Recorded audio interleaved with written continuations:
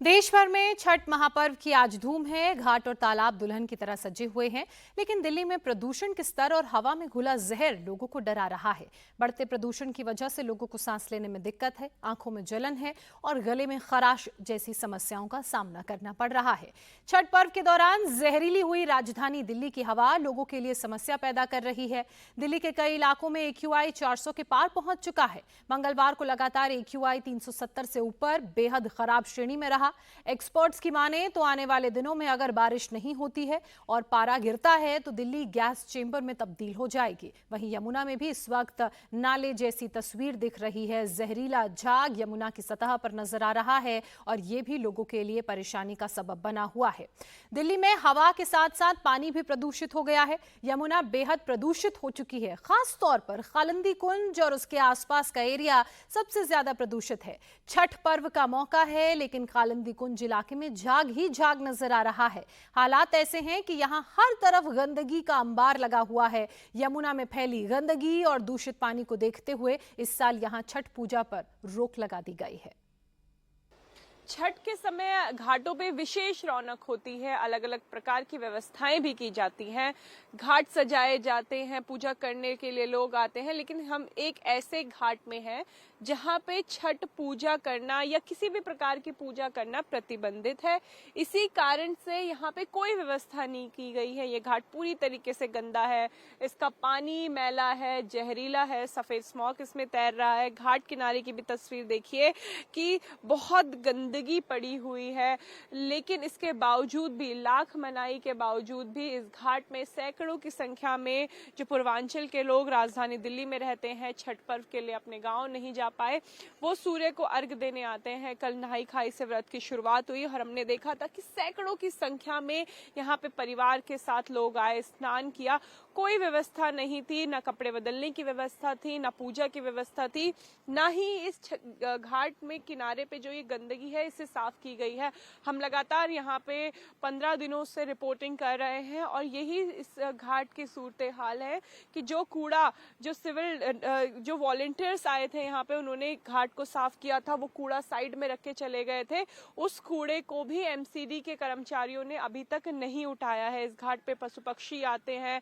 कल जब शाम को सूर्य को अर्घ दिया जाएगा, एक सबसे पवित्र अवसर होता है वो छठ का, उस समय यहाँ पे सैकड़ों लोग आएंगे, लेकिन कोई व्यवस्था यहाँ पे नहीं है। सरकार लगातार मना कर रही है कि इस घाट पे आके पूजा ना की जाए, लेकिन इसके बावजूद भी जिनकी आस्था यमुना नदी में है, जो यमुना को माँ के समान पूजते हैं, वो लोग सूर्य को अर्घ देने आएंगे और इसी गंदगी में अपने व्रत का जो अहम हिस्सा है, सूर्य को अर्घ देना, ढलते हुए सूर्य को अर्घ देना, उसके बाद उगते हुए सूर्य को अर्घ देना, उसके बाद व्रत की पूजा करना, वो सभी इसी गंदे घाट में की जाएंगी।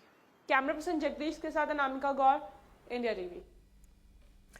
आपने देखा कालिंदी कुंज के यमुना घाट पर छठ पूजा के लिए कोई व्यवस्था, कोई इंतजाम नहीं किया गया है। वहां प्रदूषण की वजह से छठ पूजा करने पर रोक तक लगाई हुई है, लेकिन ITO पर छठ पूजा के लिए कई घाट बनाए गए हैं। साफ सफाई की कोशिश जरूर हुई है, लेकिन ये कल और परसों छठ पूजा तक कितने साफ और सुरक्षित रहेंगे तभी पता चलेगा। में यमुना प्रदूषित है और यमुना का पानी गंदे नाले से भी ज्यादा मैला है, इसलिए दिल्ली सरकार ने छठ के लिए विशेष व्यवस्था की है। पहली व्यवस्था, जो यमुना का घाट है ITO पे, उसे बाढ़ के जरिए बंद कर दिया है, पूरी बाढ़ कर दी है, ताकि इस यमुना के गंदे पानी में कोई छठ पूजा वाले दिन कोई भी श्रद्धालु अर्घ देने ना जाए, बल्कि दिल्ली सरकार ने जो 1000 कृत्रिम घाट बनाए हैं वहां छठ की पूजा करे। इस समय हम ITO घाट पे मौजूद हैं और व्यवस्थाएं आपको दिखा रहे हैं कि 1 लाख से ज्यादा श्रद्धालु छठ पूजा के लिए यहाँ पे सूर्य को अर्घ देने आते हैं, इसलिए पूरे टेंट लगाया गया है। साथ ही एक आर्टिफिशियल पॉन्ड भी बनाया गया है जहां पे साफ पानी की व्यवस्था की गई है, ताकि जो सूर्य को अर्घ दिया जाए वो साफ पानी में दिया जाए। लाइटिंग की व्यवस्था की गई है, बकायदा मैट लगाई गई है, क्योंकि बहुत जो पूर्वांचल के लोग हैं वो 1 लाख से ज्यादा की संख्या में यहाँ पे आते हैं। साउंड सिस्टम लगाया गया है, पूरे घाट को चमका दिया गया है। 1 हफ्ते से ये तैयारी की जा रही थी, साफ सफाई का भी ध्यान रखा गया है और दिल्ली के कई इलाकों में ऐसे ही 1000 से ज्यादा छठ घाट बनाए गए हैं। कैमरा पर्सन जगदीश के साथ अनामिका गौर, इंडिया टीवी।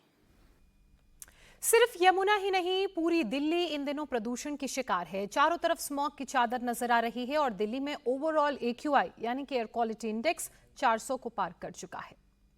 एनसीआर के लोग 1 महीने से जहरीली हवा में सांस ले रहे हैं।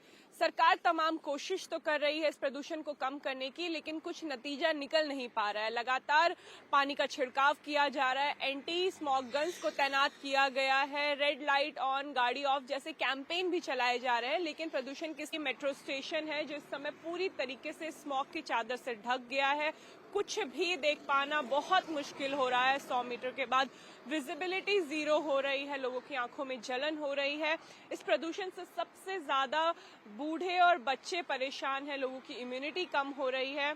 दिल्ली सरकार आर्टिफिशियल रेन पे विचार कर रही है। पायलट प्रोजेक्ट के तहत कम से कम इस साल आर्टिफिशियल रेन को इम्प्लीमेंट करना चाहती है, क्योंकि दिल्ली एनसीआर में पॉल्यूशन केवल 1 साल की समस्या नहीं है, ये पॉल्यूशन सीजन बन चुका है जो दिवाली से ठीक पहले आता है और कम से कम 1 महीने तक दिल्ली एनसीआर के लोगों का दम घोटता है। कैमरा पर्सन जगदीश के साथ अनामिका गौर, इंडिया टीवी।